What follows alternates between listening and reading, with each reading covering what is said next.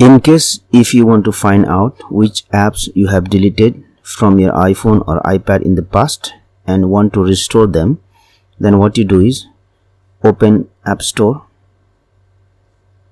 Now tap on this icon at the top, go to purchased, scroll down. Now if you see the icons which looks like a cloud, this means these applications you have deleted. And if you want to reinstall this application, what you need to do is you need to tap on it, and then you can see that you need to enter the password for your iTunes account. After you enter the password for your iTunes, select OK, and you can see the application starts to install. So this is how you can find out which apps you have deleted in the past and then restore it. Thank you for watching this video. Please like and share this video if you found it helpful. Also click on the subscribe button and hit on the bell icon to get the notification of our latest videos for free.